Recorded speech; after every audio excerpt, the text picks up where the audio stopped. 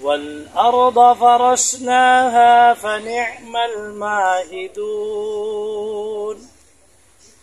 ومن كل شيء خلقنا زوجين لعلكم تذكرون ففروا إلى الله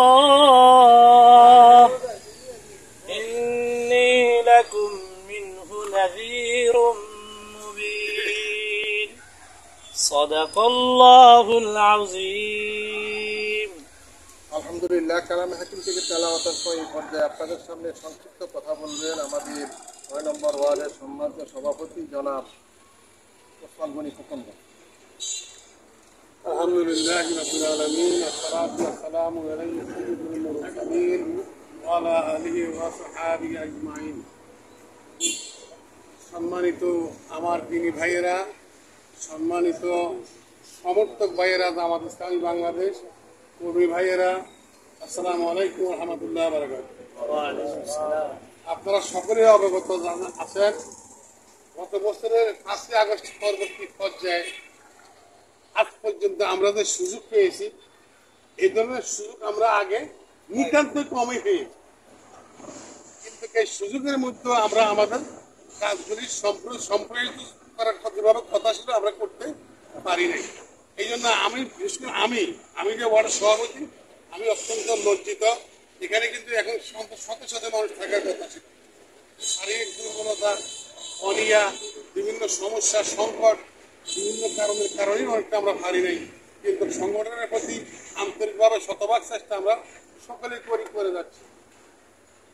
আপনারা জানেন জামাত ইসলাম ক্ষমতায় আসলে কি হবে, আমাদের জামাত ইসলাম যারা করে তাদের থেকে বেশি জানে যারা না করে। এই জন্য তো জামাত ইসলাম যেন ক্ষমতা আসতে না পারে, তারা এমন কোন চেষ্টা তারা যে না করে যেন কোনো অবস্থায় তারা যেন ক্ষমতা আসতে না পারে। কারণ আসতে তো অবস্থা কি হবে জানেন, আসতে প্রথমত যেটা হবে সেটা আল্লাহর দ্বীন কায়েম হবে, নিচে হবে, উপরে হবে। 1 নম্বরে চুরি বন্ধ হবে, যার যার ইচ্ছা নামাজ রোজা এক পর্যায়ে এগুলিও আজানের সাজাতে যাইতে হবে, জোর করি কোনো কিছু না। আমার যে কথাগুলি হলো আলোচনা করবেন আমাদের সিদ্দিক ভাই, আমাদের সাখাওয়াত ভাই, সম্মানিত আমাদের ইউনিয়ন সভাপতি। আমি তো ছোটখাটো মানুষ, এই জন্যে মনে করেন যে আমরা কিন্তু সঠিকভাবে দাওয়াত দিতেও পারি নাই। আপনি একটা জিনিস আপনারা চিন্তা করবেন, এই জমিনে আমরা কখনো চাষ করি না, একটা কয়েক বছর অটোমেটিকলি ঘাস পড়ে গেছে, ঘাস উঠে গেছে, দেখছেন? আর যদি চাষ করা হতো, আমরা যদি চাষ করতাম, তাহলে এটা পরিষ্কারও থাকতো, সব কিছু থাকতো। বিশেষ করে অন্যান্য দল যারা করে তারা কিন্তু চাষ করতে হয় না, সেটা এমনি পুরি যায়, কারণ সেটা এমনি আকাশে পুরি যায়। যেহেতু আমাদের আর তাদের মধ্যে পার্থক্য হলো এটা, আমাদের যে ফর্ম পূরণ করতে হয়, 1 বার না 10 বার দিনের দাওয়াত দিতে হয়। ভাই আমরা তো কোরআন আইনের জন্য বলছি, ভাই আপনি কেন আসবেন না, অত্যন্ত মার্জনীয়তার সহিত। কিন্তু ওনাদের কিন্তু এগুলি নাই, আমাদের টাকা পয়সা নিচের থেকে উপরের দিকে যায়, আর আলহামদুলিল্লাহ ওনাদের টাকা পয়সা উপর থেকে নিচের দিকে আসে। যেই জিনিস উপর থেকে নিচের দিকে আসে সেই জিনিসের কিন্তু অভাব হয় না, লোকের অভাব হয় না, কোনো সময় হয় না। যখন আপনি দিতে যাবেন তখন একটু বড়ি বসি, আরে কি করুন, আরে এটা তো মনে করেন যে এই আলহামদুলিল্লাহ। কিন্তু আমাদের সংগঠন চলছেই চলবে। এখানে যারা আছেন এখান থেকে অনেকেই মাসিক একটা আনন্দ দেন, আমি তো জানি কারা কারা দেন, হয়তো কারো 2 মাস পরে দেন, কারো 6 মাস পরে দেন, কে 1 বছর পরে দেন, ইনশাল্লাহ ওরা সবাই দিয়ে থাকে। আসলে আমার এখানে আলোচনা না, আমি এখানে একটু ওয়ার্ড সভাপতি হিসাবে কিছুটা আলোচনা রাখলাম, বাকি আলোচনা করবেন আমাদের মহামান্য সম্মানিত অতিথি সাহেবরা। আসসালামু আলাইকুম ওয়া রাহমাতুল্লাহি ওয়া বারাকাতুহু। আলহামদুলিল্লাহ আমরা নামাজের মধ্যে সূরা ফাতিহা পড়ি, সবাই পারেন তো সূরা ফাতিহা? জি। আউযু বিল্লাহি মিনাশ শাইতানির রাজিম, বিসমিল্লাহির রহমানির রহিম, আলহামদুলিল্লাহি রাব্বিল আলামিন, আর রহমানির রহিম, মালিকি ইয়াউমিদ্দিন, ইয়্যাকা না'বুদু ওয়া ইয়্যাকা নাস্তাঈন। এই শেষ পর্যন্ত পড়লাম, কিন্তু আল্লাহর কালাম পড়লাম কিন্তু মানলাম না। কোরআন কি মানা হইব? কোরআন শরীফ পড়ি কিন্তু কোরআনের আইন মানি না। এদেরকে কি বলা হয়? মুনাফিক। কোরআন পড়ে কিন্তু কোরআনের আইন মানে না। কোরআন বুঝি সবই জানি সত্য, কিন্তু এটা আইন মানতে রাজি নেই। এটা ছিল রাসূল সাল্লাল্লাহু আলাইহি সাল্লামের জামানা। সংক্ষেপে কথা বলি, রাসূল সাল্লাল্লাহু আলাইহি সাল্লাম যখন মসজিদে নববীতে বা কাবাঘরে নামাজ পড়াইতেন, ওনার পিছনে যারা নামাজ পড়তো, এখানে মুনাফিকরাও পড়তো, মুসলমানরা পড়তো না। যারা খাঁটি মুসলমান মুনাফিকি করে না, এদেরকে বলা হয় সাহাবা, নবীর সাহাবা। সাহাবা মানে কি? সঙ্গী। এরা কিন্তু জান্নাত, সকল সাহাবায়ে কেরামে জান্নাত। যারা ঈমানের সহিত রাসূলকে দেখছেন তারাই কি জান্নাতি। সুবহানাল্লাহ। এখন দেখেন রাসূল সাল্লাল্লাহু আলাইহি সাল্লামের পিছনে কিন্তু মুনাফিকরাও নামাজ পড়ছেন। তাদের ঠিকানা হইলো কোনায়? জাহান্নাম। ওটা কিরকম জাহান্নাম? কাফেরকে যে আযাব দেওয়া হবে এটার থেকে আরো কঠিন শাস্তি দিবে কাদেরকে? মুনাফিক।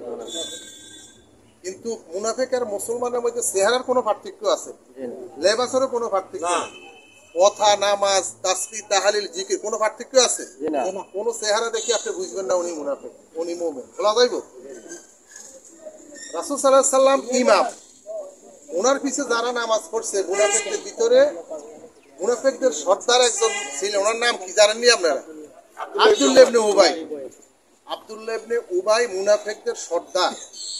তাহলে তার অনুসারী অনেক ছিল। আল্লাহ পাক এটা কিন্তু কোরআনের মধ্যে বলছে। সে মুনাফিক হইল কেন? দেখেন, স্বয়ং নবীর পিছনে নামাজ পড়ছে, তার দাড়ি, টুপি, জুব্বা, পাগড়ি, তাসবিহ, তাহলিল, জিকির যা ছিল সব ঠিক আছে। সে নবীরে দেখছো, যে নবীরে দেখছে তার জন্য তো জাহান্নাম হারাম। কথা ঠিক না? তাহলে আব্দুল্লাহ ইবনে উবাই জাহান্নামে গেল কেন? তার কোনো কম ছিল? সে হজও করছে, যাকাতও দিত, সবকিছু করছে। সমস্যা হইলো কোথায়? সমস্যা হইলো একটাই, সে আল্লাহ রাসূল সাল্লাল্লাহু আলাইহি সাল্লামের একামতের দিন, যে আল্লাহ পাক বলছেন হুয়াল্লাযী আরসালা রাসূলাহু বিল হুদা ওয়া দীনিল হাক্কি লিইয়ুযহিরাহু আলা দ্বীনি কুল্লি। যে আল্লাহ পাক সূরা সফের 9, 10 নম্বর, 11 নম্বর আয়াত আল্লাহ পাক বলতেছেন, আমি সেই সত্তা, হুয়াল্লাযী আরসালা রাসূলাহু, তিনি সেই মহান আল্লাহ যিনি তার নবীকে পাঠাইছেন, সাথে কোরআন পাঠাইছেন। কি জন্য? ওয়া দীনিল হক লিইয়ুযহিরাহু আলা দ্বীনি কুল্লিহি, দ্বীনে হককে সমস্ত কিছুর উপরে বিজয়ী করার জন্য। এটা মানে না, এ মানে না আব্দুল্লাহ ইবনে উবাই। তার অনুসারে এটা মানতে রাজি না। সেটা কয় যে সব মানলাম, নামাজ, রোজা, তাসবিহ, প্রয়োজনে তাহাজ্জুদ নামাজ পড়িয়াম, সব করিয়াম, কিন্তু এই জমিনে আল্লাহর দ্বীন কায়েম হবে না। তাদেরটা হবে আবু জেহেল, আবু লাহাবেরটা হবে। এটার জন্য আল্লাহ তাদের কি বানাইছেন? মুনাফিক বানাইছেন। আবার দেখেন, এই মুনাফিক সর্দার যখন সে মারা গেছে, তার ছেলে আব্দুল্লাহ কিন্তু খাঁটি মুমিন ছিল। উনি আসছেন রাসূলের কাছে, ইয়া রাসূলুল্লাহ, আমার বাবা মারা গেছে, আপনি আমার বাবার জানাজা দিবেন। রাসূল রাজি হয়ে গেলেন। আর একটা দাবি, আপনার গায়ের পুরান একটা জামা দিবেন আমার বাবাকে, কাপড়ে কাপড় দেওয়া। রাসূল তাও রাজি হয়ে গেলেন, জামা দিয়েও তাকে রেখে আসি দিয়ে দিচ্ছে রাসূল কুত্তাটা। তাহলে দেখেন, এখন রাসূল রওনা দিচ্ছেন জানাজা পড়ানোর জন্য। ওমর রাদিয়াল্লাহু তাআলা বলতেছেন, ইয়া রাসূলুল্লাহ, এই লোককে আপনি জানাজা দিবেন, উনি তো এই কাজ করছে। ওনার সব ঠিক আছিল, কিন্তু আপনার জিহাদে তো উনি শরীক হয়, দ্বীন কায়েমের কথা তো ছিল না। তখন আল্লাহ রাসূল একটু হাসি দিলেন, মুস্কি হাসি। সূরা তাওবা আসছে এই বিষয়টা। হাসি দিয়ে বললেন যে আল্লাহ পাক হয়তো ক্ষমা করে দিতে পারে।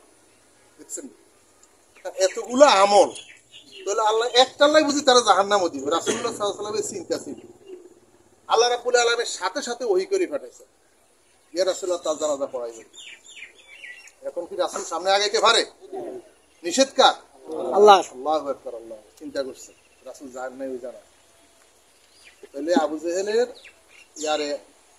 এই মুনাফিক সর্দার আব্দুল্লাহ ইবনে উবাই, তার জানাজা কেউ না কেউ পড়াইছে তো। রাসূল হয়তো যায় নাই পড়ায় না, কিন্তু পড়াইছে তো। তাহলে তার কি এখন এই জানাজার নামাজ পড়াইও সে কি জান্নাতে গেছে, জাহান্নামে গেছে? জাহান্নামে। যেটার উপরে আল্লাহ রাসূল রাজি ছিলেন না, আল্লাহও রাজি ছিলেন।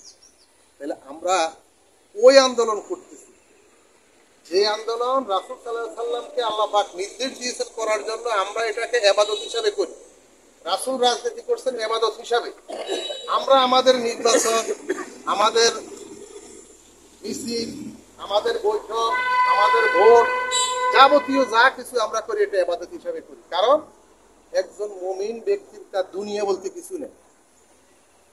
তার যা কিছু কাজ করো সব কিছু হবে কি দিন দেন। দুনিয়াদার বলতে কোনো কিছু, বিয়া শাদী, বাজার, ব্যবসা, মিছিল মিটিং, রাজনীতি সব হবে কি অনুযায়ী? ইসলাম অনুযায়ী, রাসূলের সুন্নাহ অনুযায়ী। রাসূলের সুন্নাহর বাহিরে এক বিন্দু থাকার অধিকার আছে কারো? আল্লাহ পাক বলছেন উদখুলু ফিস-সিলমি কাফা, তুমি পরিপূর্ণ ইসলামে দাখিল হও। তাহলে আমি সব মানলাম আল্লাহ, আর রাজনীতির ক্ষেত্রে আমরা আরেকজনের নেতৃত্ব মানলাম, আর ওখানে মুনাফিকের খাতায় আমার নাম পড়ে যাবে, তাহলে আমার মৃত্যুটাকে আব্দুল্লাহ ইবনে উবাইর মতন হোক, এটাকে আমরা চাই না। আমার যে কোনো মুহূর্তে মৃত্যু হয়ে যেতে হবে। আজকে দেখলাম নেটে চাঁদপুরে আলামিন একাডেমির একজন শিক্ষক মারা গেছেন, দেখছেন আপনারা খবর? মাত্র ইয়ং বয়স, আর মনে হয় 30-35 বছর বয়স। হ্যাঁ, খুব অল্প বয়সের, ইংলিশের না গণিতের। তাহলে এই যে আমরা আমার আপনার কখন মৃত্যু আসে এটাকে আমরা বলতে পারবো না। তাহলে আমাদের মৃত্যুটা ইমানের সহিত হবে কখন? যখন আমাদের রাজনীতি, অর্থনীতি সবকিছু ইসলামী আন্দোলন ইমানের সহিত করা হবে, তখন আমার মৃত্যুটাও ইমানের সহিত হবে। কি কর? এই জন্য আমরা সবসময় এই আন্দোলন করি ইবাদত হিসাবে। আমাদের ভোট নির্বাচন, আমরা এটার জন্য মানুষের কাছে এখন জামাত ইসলামী যে ভোট চাচ্ছে, যে মিছিল করতেছে, আন্দোলন করতেছে, এটাকে আমরা ইবাদত হিসাবে নিয়েছি। তাহলে এখানে আমরা দুনিয়াবি কোনো টাকার জন্য আমরা কারো কিছু করি না, যে আমাদেরকে টাকা দিবে এরকম কোনো নিয়ত আমরা করি। কারণ আমরা যে যার সামর্থ্য যা আছে আমরা এটা দিয়ে কি করি? সহযোগিতা করি। যাতে কি জন্য করি? যেন আল্লাহ দিনটা এই জমিনে কায়েম হয়। সময় আমি যতটুকু দিতে পারি, অন্তত অর্থ দিয়ে সহযোগিতা করে আল্লাহকে বুঝাই যে আল্লাহ আমি তোমার রাস্তাটা দান করলাম, যাতে আমি পরিশ্রম করতে পারি নাই, এই টাকাটা যেন তোমার দিনের পথে লাগে, যেন তোমার আল্লাহ যেন এই উচিলে আমাকে ক্ষমা কর। এটাই তো। তাহলে আমাদের এই কাজ, এই প্রচেষ্টা আল্লাহ রাব্বুল আলামিন যেন আমাদেরকে আল্লাহ দিনের পথের সামনে অগ্রসর করে নেয়, এবং আমাদের এই দিনই খেদমতকে আল্লাহ রাব্বুল আলামিন যেন কবুল করে। কাল কঠিন হাসরের ময়দানে আমাদের এই আন্দোলন, আমাদের রাজনীতি যেন আমাদের পরকালের কঠিন আযাবের দিনে, কঠিন বিপদের মুহূর্তে আল্লাহ যেন এই নাজাতের উসিলা করে দেন। সবাই বলি আমিন। সম্মানিত হাজির, এই পর্যায়ে আপনাদের সামনে অত্যন্ত গুরুত্বপূর্ণ বক্তব্য পেশ করবেন বাংলাদেশ জামাত ইসলামী ফরিদগঞ্জ উপজেলা শাখার সম্মানিত সহকারী সেক্রেটারি, পাশারা দাখিল মাদ্রাসার সম্মানিত ভারপ্রাপ্ত অধ্যক্ষ জনাব হযরত মাওলানা সিদ্দিকুর রহমান সাহেব। মহতারামকে ওনার গুরুত্বপূর্ণ কথা বলার জন্য অনুরোধ করছি। সম্মানিত আমার দিনী ভাইরা, আসসালামু আলাইকুম ওয়া রাহমাতুল্লাহি ওয়া বারাকাতুহু। আল্লাহ তাআলা দরবারে আমরা শুকর আদায় করছি যে আল্লাহ তাআলা আমাদেরকে সালাতুল আসরের নামাজ জামাতের সাথে পড়ার তৌফিক দিয়েছেন। আমিন আমিন। সম্মানিত প্রিয় ভাইরা, আমরা আলোচনা, বক্তৃতা সবসময় শুনতে শুনতে কি অভ্যস্ত হয়ে গেছি না? আলহামদুলিল্লাহ। এখানে অনেক আছেন ভালো আলোচনা করতে পারে, তারপরেও যেহেতু আমরা আসছি একটা উদ্দেশ্যকে সামনে রেখে, সেহেতু আমরা সেই উদ্দেশ্য সামনে রেখে কিছু কথা বলবো। আল্লাহ তাআলা আমাদের সবাইকে সেই কথাগুলো শোনার জন্য বাস্তব জীবনে আমল করার তৌফিক দান করুন। আমিন। জামাত ইসলামী বাংলাদেশে কোনো নতুন সংগঠন নয়। জামাত ইসলামী বাংলাদেশের একটি প্রাচীনতম সংগঠন। জামাত ইসলামের প্রতিষ্ঠা 1941 সালে। কত সালে? 1941 সালে। তাহলে তো বয়স হয়েছে কত? 80 প্লাস। জামাত ইসলামের 83 প্লাস জামাত ইসলামের বয়স। তাহলে এখন এখানে 86 বছর বয়স্ক লোক আছেন নিজের জিনিসে থাকতে পারে হয়তো, কেন নাই? 86 বছর। কিন্তু তাহলে জামাত ইসলামের বয়স আমাদের বয়স হয়তো কি বেশি। তাহলে জামাত ইসলামী প্রাচীনতম সংগঠন এবং অত্যন্ত পুরাতন সংগঠন, এবং জনগণের মাঝে জামাত ইসলামীর ব্যাপারে অনেক নেগেটিভ ধারণা যা আছে, ইতিবাচক ধারণা বেশি আছে। বিরোধিতার কারণে অনেকে বিরোধিতা করে, জানে জামাত ইসলামী এই জমিনের মধ্যে সৎ নেতৃত্ব প্রতিষ্ঠার চেষ্টা করে, ঠিক না? যদি একজন কোনো কর্মকর্তা ভালো হয়, ঘুষ না খায়, অফিসে ঘুষ না খায়, তো অন্যরা মনে করে এটা মনে জামাত, এটাই জামাতের সফলতা। কি বলেন? আমাদের ফরিদগঞ্জে একজন ইউনু আসছিল আজ থেকে 10 আগে, উনি কোনো কাজের কমিশন খায় না। তো উনি না খাইলে তো ওনার নিচের লোকেরা খাইতে পারে না, ঠিক না? সবাই মিলে বিরোধিতা শুরু করলো, এই অফিসার জামাত। জামাতের বদনাম করলো কি, জামাতের কারণে নিচের লোকেরা খাইতে পারে না, এই জন্য ওনাকে আর এই জায়গায় বেশি দিন রাখা যাবে না। আর জামাত ইসলামের সফলতা হলো জামাত কিছু সৎ লোক, সৎ অফিসার তৈরি করতে সক্ষম হয়েছে। জামাত মানে সৎ লোক। আলহামদুলিল্লাহ।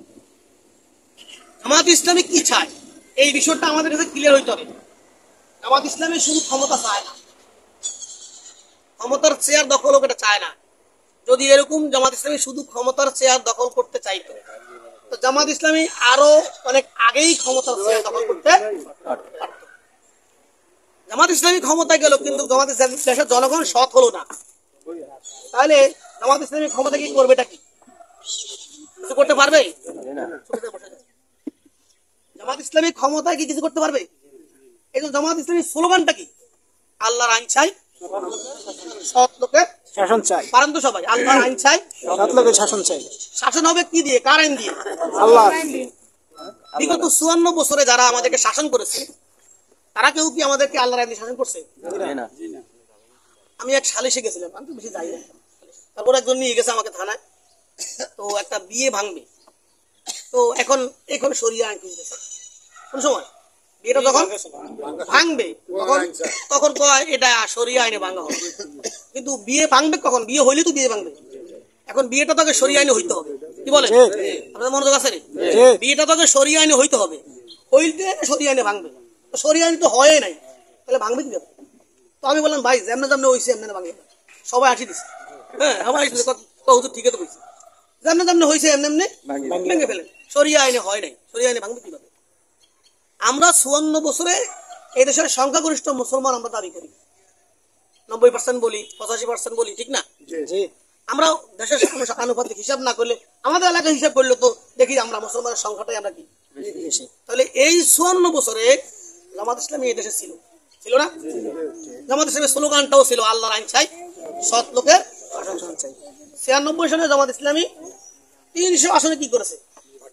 নির্বাচন করেছে। আমাদের এখানে মরহুম এইচ আহমদুল্লাহ মিয়া দাঁড়িপাল্লা প্রতীক নির্বাচন করছে না? আমাদের এলাকার মানুষ, আমার খুব শ্রদ্ধ মানুষ। তো এই দেশের মানুষ আল্লাহর আইন সৎ লোকের শাসন প্রতিষ্ঠা হোক, এটা আসলে কি চায় নাই। যদি চাইতো তাহলে আল্লাহর আইন সৎ লোকের শাসন কি হইতো? প্রতিষ্ঠা হইতো। এখন এই আল্লাহর আইন সৎ লোকের শাসন প্রতিষ্ঠার ক্ষেত্রে বাধা কারা? কি 90% মুসলমান না 10% ইহুদি খ্রিস্টান হিন্দু মুসলমান? তাহলে আমরা এখন কোন ক্লাসের মুসলমান?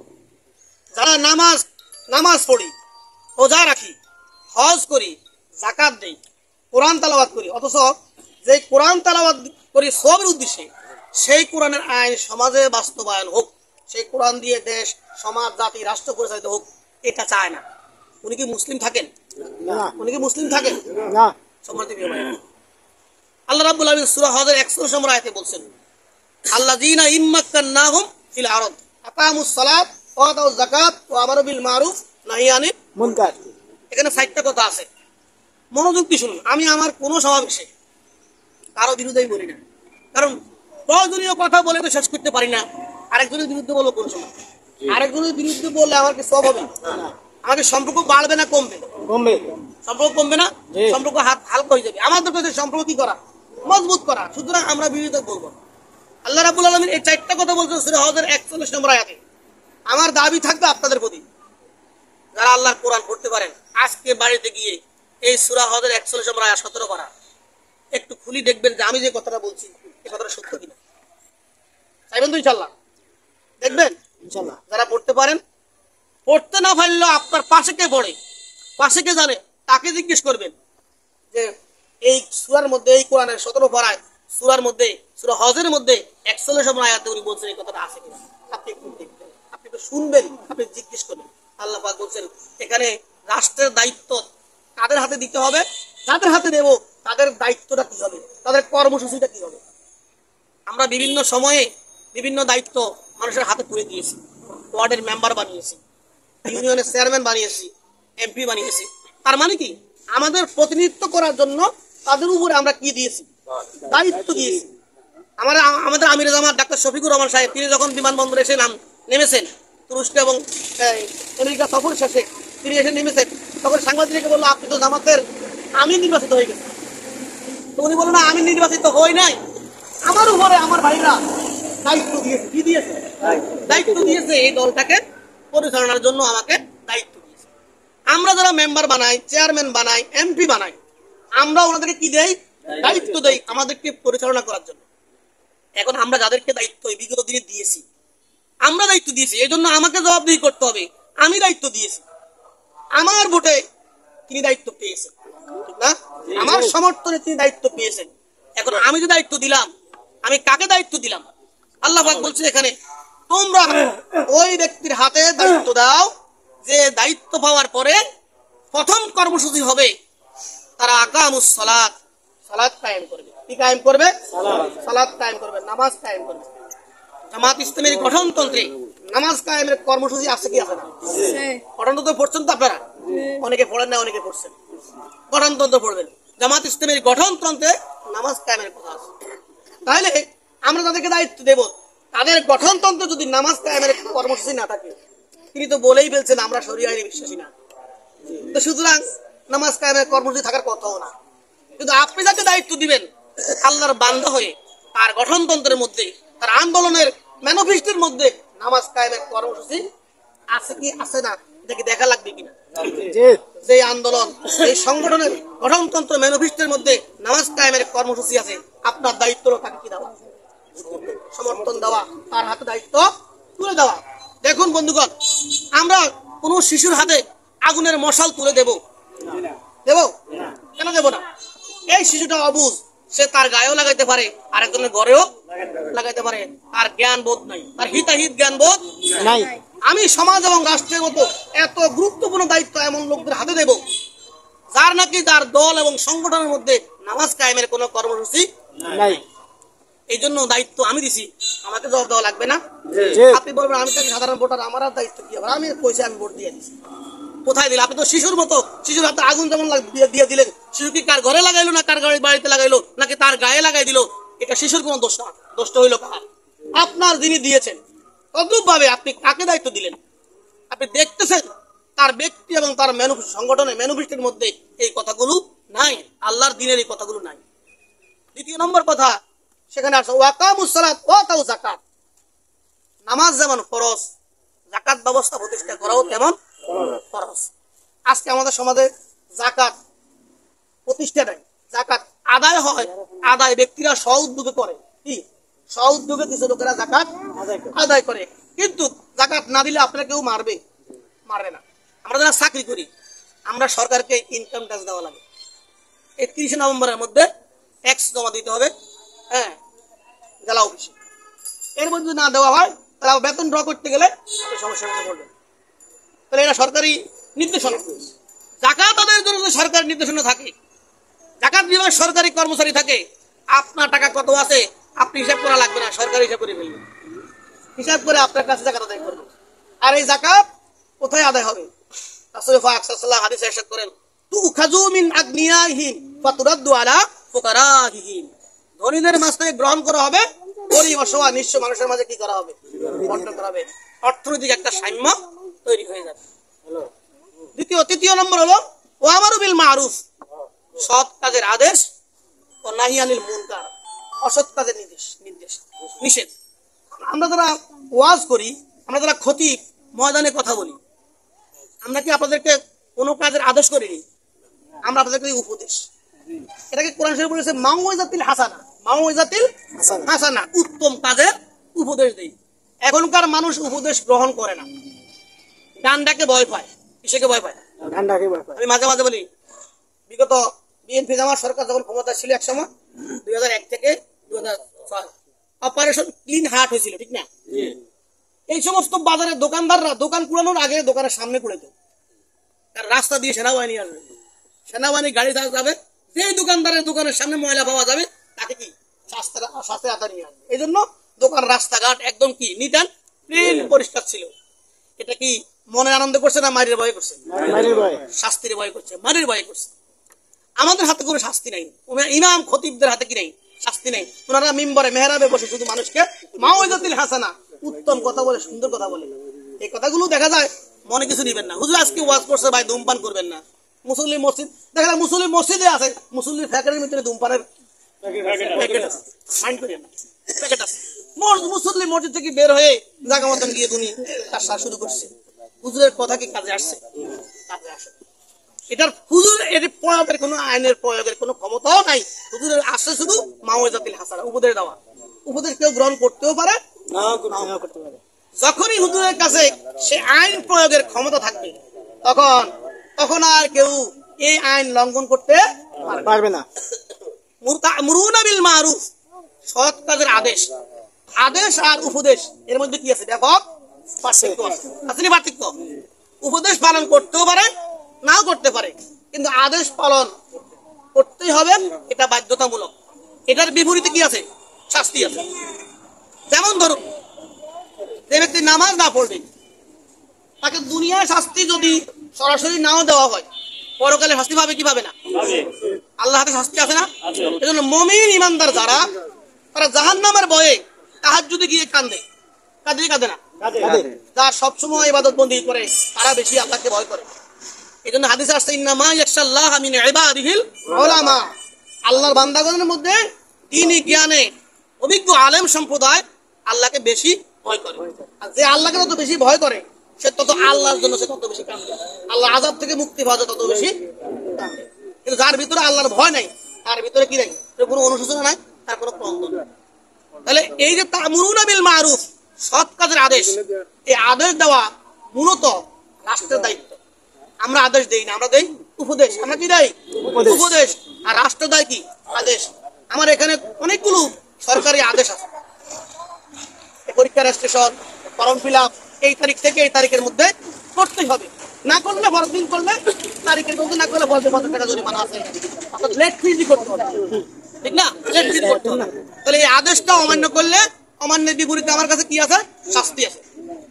কিন্তু আজকে আমরা যে আদেশ, নিয়মিত আদেশ অমান্য করি, ঘুষ, সুদ, চাঁদাবাজি, মাস্তানি, টেন্ডারবাজি, যত প্রকার অপকর্ম করি আমরা, এর এগনিস্টে শাস্তি না থাকার কারণে, শাস্তি প্রয়োগ না থাকার কারণে, শাস্তির বিধান আছে, শাস্তির কি নাই?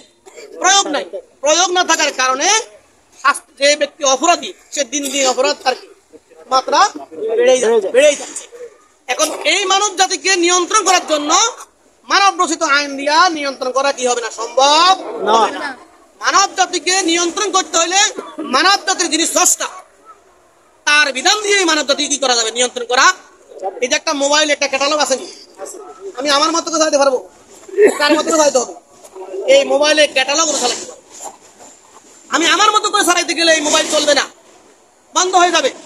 কিন্তু যদি মোবাইলকে তার নিয়ম অনুযায়ী চালাই, তাহলে মোবাইল চলবে। তদ্রূপ ভাবে মানব জাতিকে যদি পরিচালিত করতে হয়, মানব জাতির রব যিনি, তার আইনেই তাকে কি করতে হবে? পরিচালিত করতে হবে। এই জন্য জামাত ইসলামের স্লোগান আল্লাহর আইন চাই। কি বলে? আল্লাহর আইন চাই। আর যেই লোকগুলো আমাদের শাসক হবে, যারা আমাদেরকে শাসন করবে, যাদের হাতে আমরা আগামী দিনে দায়িত্ব তুলে দেব, সেই লোকগুলো হতে হবে সৎ। কি হতে হবে? আল্লাহ ভীরু, সৎ এবং এই দায়িত্বটা, এই খেলাফতের দায়িত্বটা মূলত আল্লাহ পাক আমাদেরকে দিয়েছে। কে দিয়েছেন? আল্লাহ। ওই যে ক্বালা রাব্বুকা লিল মালাইকাতি ইন্নী জাইলুন ফিল আরদি খলিফা, আমরা এই জমিনে প্রত্যেক ব্যক্তি আল্লাহ খলিফা, আল্লাহর প্রতিনিধি। বন্ধুগণ, সূরা তাওবার মধ্যে একটা স্পেশাল আয়াত আসছে। আমরা আমাদের প্রত্যেকের এলাকাতে অনেকগুলো মসজিদ আছেন, এই মসজিদগুলা কে চালাবে? এই আয়াতের মধ্যে এই কথাটা আসছে, ইন্নামা ইয়ামুরু মাসাজিদাল্লাহ মান আমানা বিল্লাহি ওয়াল ইয়াউমিল আখির। দায়িত্ব এখন মসজিদের দায়িত্ব কাকে দিবেন? আপনারা মসজিদ কমিটি করেন না, কার হাতে মসজিদ দায়িত্ব দিবেন? কে মসজিদ দায়িত্ব পালনের যোগ্য? আশাই করেন না? মসজিদে 100 মুসল্লি থাকে, 100 মুসল্লি কি মসজিদের দায় সভাপতি হয়? এক একজন এক এক দৃষ্টিভঙ্গিতে সভাপতি বানায়। কেউ মানে আমি একজন আলেমকে মসজিদের সভাপতি বানাবো, কেউ মনে করেন আমি একজন দানশীল ব্যক্তিকে কি বানাবো? মসজিদের সভাপতি বানাবো। কিন্তু আল্লাহ রাব্বুল আলামিন সূরা তাওবার মধ্যে স্পেশালি বলে দিলেন, মসজিদের সভাপতি, মসজিদের কমিটি দায়িত্বশীল কারা হবে? এই সূরার মধ্যে আছে, ইন্নামা ইয়ামুরু মাসাজিদাল্লাহি মান আমানা বিল্লাহি ওয়াল ইয়াউমিল আখির। তাহলে এখানে মসজিদের সভাপতি হবে, সেক্রেটারি হবে, কমিটি হবে মান আমানা বিল্লাহ, যে ব্যক্তি আল্লাহর প্রতি কি রাখে? বিশ্বাস রাখে, ওয়াল ইয়াউমিল আখির, পরকালের প্রতি বিশ্বাস রাখে, এবং আল্লাহকে ভয় করে, আল্লাহকে ভয় করে, এই ব্যক্তি হবে মসজিদে কি সভাপতি। এখন আপনারা চিন্তা করলেন যে ওনাকে মসজিদের সভাপতি দিলে কি এই গুণগুলো ওনার মধ্যে আছে? তাহলে একজন মসজিদ পরিচালনা করার দায়িত্ব আপনি কাকে দিবেন? সেই কথাটা আল্লাহ বলে দিয়েছে। ছোট্ট একটা মসজিদ, 100 মুসল্লির মসজিদ, এক কথা ভালো করে মনে রাখেন, আমরা দায়িত্ব তুলে দেই, দায়িত্ব যাকে দেই তার জবাবদিহি যতটুকু, আমাদের জবাবদিহি তার সাথে কোনো মতে কম নয়। কারণ আমরা কেন একজন পাপী, অযোগ্য, অপদার্থ, অথর্ব, দিনহীন, জ্ঞানহীন, মূর্খ, নাদানের হাতে, জাহেলের হাতে আমরা আমাদের এত বড় আমানত তুলে দেবো। এই আমানতের জন্য আপনি বলেন আমি তো জানি না, আমার এক পয়সা বাবা দিয়েছে আমি দিয়ে দিচ্ছি, এইভাবে দায়িত্ব এড়িয়ে যাওয়ার কোনো সুযোগ নাই। দুনিয়ার সব বুঝেন, এখানে আসলে বুঝেন না, এখানে আসলে বুঝতে হবে এটা আমার দায়িত্ব। আমি যে আঙ্গুল দিয়ে চাপ দিলাম, কাল কিয়ামতের দিনে এই আঙ্গুল সাক্ষী দিবেন। হ্যাঁ, اليوم نختم على أفواههم وتكلمنا أيديهم وتشهد أرجلهم بما كانوا يكسبون। আমাদের অঙ্গ প্রত্যঙ্গ আমাদের পক্ষে সাক্ষী দিবে অথবা বিপক্ষে সাক্ষী দিবে। ভাইগণ চিন্তা করছেন কি, আমরা যে অঙ্গ প্রত্যঙ্গ নিয়ে চলাফেরা করি, এই অঙ্গ প্রত্যঙ্গগুলো আমাদের পক্ষে সাক্ষী দিবে অথবা বিপক্ষে সাক্ষী দিবে। চুরি করলে কলম দিয়ে চুরি করে, কলম সাক্ষী দিবে। একটা সূরার নাম আছে সূরা কলম, আছে নি? আল্লাহ পাক নুন ওয়াল কলামি ওয়া মা ইয়াসতুরুন, কলমের শপথ দিয়ে বলছেন, কারণ পৃথিবী সৃষ্টির 50,000 বছর আগে আল্লাহ পাক কলম সৃষ্টি করেছেন। কথা বলছেন, এই সূরা কলমে তাফসীর পড়লে পাইবেন, পৃথিবী সৃষ্টির 50,000 বছর আগে কি সৃষ্টি করছে? কলম সৃষ্টি করছে। কলম দিয়ে সমস্ত সৃষ্টি জীবের তাকদীর কি করা হয়েছে? লেখা হয়েছে। তাহলে আগে লেখা দরকার, কলম দরকার নাকি? কলম সৃষ্টি করছে। এই যে আল্লাহ পাক বলছেন নুন ওয়াল কলামি ওয়া মা ইয়াসতুরুন, কলমের শপথ এবং তার দ্বারা যা লেখা হয় তার শপথ। সুতরাং আসেন আমরা একটু অনুতপ্ত হই, অনুশোচনা করি, নিজেদেরকে আত্মসমালোচনার মধ্যে নিয়ে আসি যে আমরা বিগত বছরগুলোতে অনেক ভুল করেছি। কেউ বলে বাবা আমি শুধু নামাজ পড়বো, রোজা রাখবো, আল্লাহ বিল্লাহ জিকির আজকার করবো, এর রাষ্ট্র নিয়ে এত ভাবার আমার কি সময় আছে বা আমার কি দরকার আছে? রসুল বেশি বুঝেন না আপনি বেশি বুঝেন? যে রাসূলের শাফায়াত না মিললে আমাদের নাজাতের কোনো উপায় আছে? সেই রাসূল রাষ্ট্রের প্রেসিডেন্ট, আর আপনি কিনা করেন না, এগুলো তো আমও কাম না, আমি নামাজ পড়াই মাথা দিয়ে খাই যাবো। এই জন্য আল্লাহ পাঠাইছে, এই জন্য আল্লাহ পাঠায় নাই। রসুলের দেখানো শেখানো পথ পদ্ধতির মতে, এই যে মানুষের একটু আগে বলছিলেন, যত কাজ করবেন সমস্ত কাজ হলো ইবাদত। সমস্ত কাজ কি? ইবাদত। রসুলের তরিকার বাইরে কোনো কাজ ইবাদত নয়।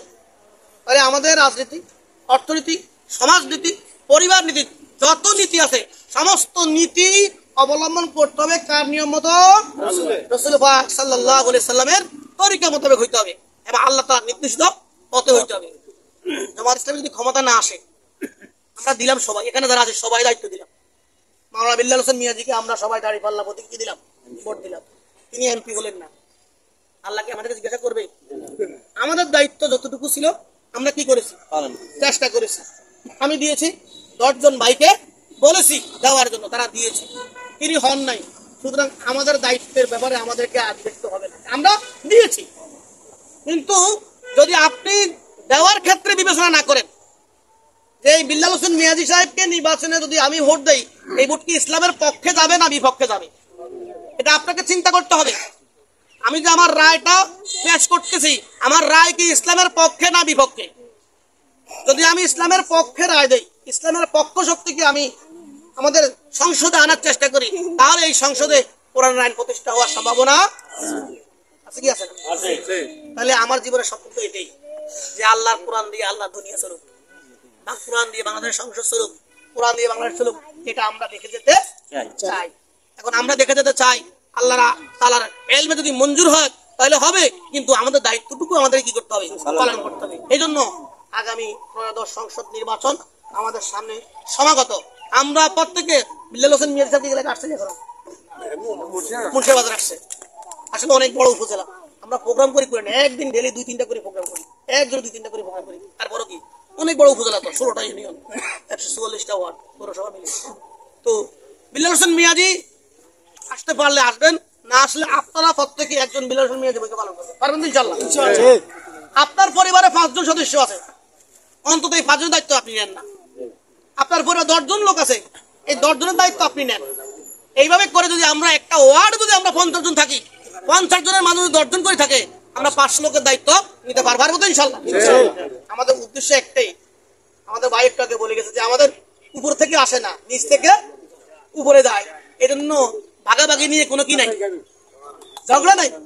যদি উপর থেকে নিচে আসে ভাগাভাগি আছে, কারণ উপর নিচ থেকে উপরে যায়, সবাই দেয়, 50 টাকাও দেয়, 500 টাকাও দেয়, 5000 টাকাও দেয়, 5 লাখ টাকাও দেয়, শুধু এই সংগঠন পরিচালনা করার জন্য। আমাদের এক ভোট, যখন আমির জামাত জেলা আমির সাহেব নির্বাচনের জন্য মহিলা সমাবেশ চাইছে, বর্তমানে স্বর্ণের দাম কত? 2 লাখ। আমি গতকাল একটা কিনছিলাম 1,95,000 টাকা, 22 কেজি, 2 লাখ চলছে। ওই বোন তার একটা হার ছিল, তিনি হারটা দিয়ে দিয়েছেন, স্বামী তাকে বিদেশ থেকে দিয়েছে। উনি হার দিয়ে দিয়েছেন যে আমার হার দিয়ে কিলাভ হবে যদি ইসলামের বিজয় না হয়। সুবহানাল্লাহ বলে, আমি হার গলা দিয়ে হাঁটবো, অথচ ইসলাম পরাজিত থাকবে, দরকার নাই, আমি হারটা দিয়ে দিলাম। এর আগে আমার যে আমাদের সাথে যখন নির্বাচন করছে, আমাদের রূপ সাথে এক বোন, তার হাত তখন স্বর্ণের দাম কম ছিল, হাতে 2 হাতে রুলি ছিল স্বর্ণের। উনি যখন ফরিদগঞ্জে বক্তৃতা দিলেন, অর্থাৎ ভাই বোনদের কাছে চাইলেন, ওই বোন সাথে সাথে তার হাতের রুলি গুলি দিলেন যে আমি এটা জামাত ইসলামীর নির্বাচনী ফান্ডে দিয়ে দিলাম। নির্বাচনী ফান্ড, নির্বাচন একটা যুদ্ধ, ঠিক না? এই যুদ্ধে অস্ত্র লাগে, অর্থ লাগে, ঠিক না? আগে যুদ্ধে লাগতো অস্ত্র, এখনকার নির্বাচনী লাগে কি? অর্থ। এখন এই অর্থ যোগান দিবে কারা? আমাদের ভাইরা, আপনারা এখানে যারা আছেন। জামাত ইসলামীর স্লোগান হলো আমরা ভোটও চাই, নোটও চাই, দোয়াও চাই। ভোটও চাই, নোটও চাই, দোয়াও চাই। আমরা পোস্টার করি আমাদের টাকা দিয়ে, আমরা ব্যানার করি আমাদের টাকা দিয়ে, আমরা মিছিল করি আমাদের টাকা দিয়ে। আমি 10 জন নিয়ে গেছি মিছিলে, আসার পরে 10 জন আমি কিছু হালকা রাস্তা করে দিই আমার পকেট থেকে। আমি 10 জন নিয়ে গেছি একটা অটো ভাড়া দিয়ে, ওদের সরকার ক্ষমতা নেই, আমি সামর্থ্য আছে, আমি 10 জন অটো ভাড়া দিয়ে দিচ্ছি, ঠিক না? আমরাই তো এই যদি প্রত্যেকে যদি আমরা একজন বিল্লাল হোসেন মিয়াজি হয়ে যদি ভূমিকা রাখতে পারি, ইনশাআল্লাহ আগামী দিনে ইসলামের বিজয়টা এখন সম্ভাবনা। কি বলেন? ইনশাআল্লাহ। মানুষ, আমি কয়েক জায়গায় বলেছি, গ্রামের একটা প্রবাদ আছে, কইয়া মাছ একটা, টোপ মারে কয়টা? 10টা, ঠিক না? আর ভিতরে কিন্তু অনেক বড় কাতল মাছ থাকে, ওরা কিন্তু লাফালাফি করে। আমাদের ভোটাররা নীরব ভোটার, কি বলে? আমাদের ভোটাররা হলো কি? আমাদের মা বোনেরা বুঝে গেছে এবার। আমি গত বছর এক বাড়িতে গেছি, ক্যাম্পাস, আমরা বাড়ি বাড়ি গেছিলাম, তো মহিলারা বলতেছে আশা লাগবে না, এবার দাঁড়িয়ে পাল্লা ভোট দেবো ইনশাল্লাহ। ইনশাআল্লাহ এবার আপনারাও বাড়ি বাড়ি যাবেন, ঘরে ঘরে যাবেন, কারণ পুরুষ ভাইরা বেশিরভাগ প্রবাসে, বেশিরভাগ বিদেশে, ঠিক না? চাকরি বাকরি করে বিদেশে আছে, কিন্তু মহিলা বোনেরা কিন্তু বাড়িতে আছে। এই জন্য আপনার বাড়িতে যাবেন, মহিলা বোনদের ভোট নিশ্চিত করবেন, তাদেরকে ইসলাম সম্পর্কে, কোরআন সম্পর্কে একটু বুঝাবেন। বুঝাইতে পারলে তাদের মন আমাদের সাথে, ঠিক না? তারা বুঝে যাবে ভাই ইসলামের জন্য, ইমান রক্ষার্থে, দেশে শান্তি শৃঙ্খলা সন্ত্রাস নির্মূলের জন্য অন্তত আল্লাহর ওয়াস্তে জামাত ইসলামের দাঁড়িয়ে ফেলে একটা ভোট দিবে। এই কথাটা কি আমরা আমাদের বন্ধুদের বুঝাতে পারবো না? আমরা এখানে যারা আছি প্রত্যেকে যদি একজন বিল্লাল হোসেন মিয়াজি হয়ে আমরা দায়িত্ব পালন করি, আশা করি ইনশাআল্লাহ এই মুন্সিয়াত কেন্দ্রে আপনারা ইনশাআল্লাহ ভালো ফলাফল করতে পারবেন। আমি সবাইকে আহ্বান করবো, সর্বশেষ আমরা একটা মুসলিম, খাঁটি মুসলিম হতে চাই। আল্লাহ তাআলা বলেছেন, ওমান আহসানু কাওলাম মিম্মান দাআ ইলাল্লাহ ওয়া আমিলা সালিহান ওয়া ক্বালা ইন্নানি মিনাল মুসলিমিন। ওই ব্যক্তির কথা সাথে কার কথা উত্তম, যে মানুষকে আল্লাহর দিকে ডাকে। আমরা মানুষকে যেমন নামাজের দিকে ডাকি, ইমানের দিকে ডাকি, তেমন বলি ভাই দিন কায়েমের দিকে আসেন। দিন প্রতিষ্ঠা হলে, দিন প্রতিষ্ঠিত হলে পরে সমাজ শান্তি, রাষ্ট্রের মধ্যে সকল জাতি ধর্ম বর্ণ সবাই কি থাকবে? নিরাপদ থাকবে। একটা জিনিসের দাম যখন কমে, বাজারে যখন কমে যায়, সবার জন্যই কি কমে। এই দেশে যদি কোরআনের শাসন প্রতিষ্ঠা হয়, অমুসলিমরা আরো বেশি নিরাপত্তা ভোগ করবে। করবে কি করবে না? অমুসলিম ভাইদেরকে ভয় দেখাইতো আগে, জামাত ইসলামী ক্ষমতা এলে তোমরা এই দেশে থাকতে পারবা না, কিন্তু অমুসলিমরা এবার বুঝতে পারছে, আলহামদুলিল্লাহ বুঝতে পারছে যে না, জামাত ইসলামীর কাছে আমরা সবচেয়ে বেশি নিরাপদ। তাদের 1% জায়গা, একটা বাড়ি, একটা মন্দির কেউ কোনোদিন জামাত ইসলামীর দখল করে না। এই মেসেজটা তাদেরকে দিয়ে দিতে হবে, ঠিক আছে কিনা? তাদেরকে বলতে হবে তোমরা আমাদের কাছে আমানত। সুতরাং মুসলিম অমুসলিম জাতি ধর্ম বর্ণ নির্বিশেষে সকলের জন্য আল্লাহর আইনটাই হলো কি সবচেয়ে উত্তম। সুতরাং এই মেসেজটা দিবেন, আল্লাহর আইন সৎ লোকের শাসন প্রতিষ্ঠার মাধ্যমে মানব জীবনে পরিপূর্ণ শান্তি প্রতিষ্ঠা করা সম্ভব। আমরা সকলে মিলে আগামী দিনে এই বাংলাদেশকে একটি সুখী সমৃদ্ধ সোনালী ইনসাফপূর্ণ রাষ্ট্র ব্যবস্থা প্রতিষ্ঠার জন্য আগামী নির্বাচনে দাঁড়িপাল্লা প্রতীকে আমরা নির্বাচিত করার জন্য চেষ্টা করব। আল্লাহ তাআলা আমাদের সবাইকে এই কাজগুলো ইন্তজাম দেওয়ার তৌফিক দান করুক বলি আমিন। আসসালামু আলাইকুম ওয়া রাহমাতুল্লাহ।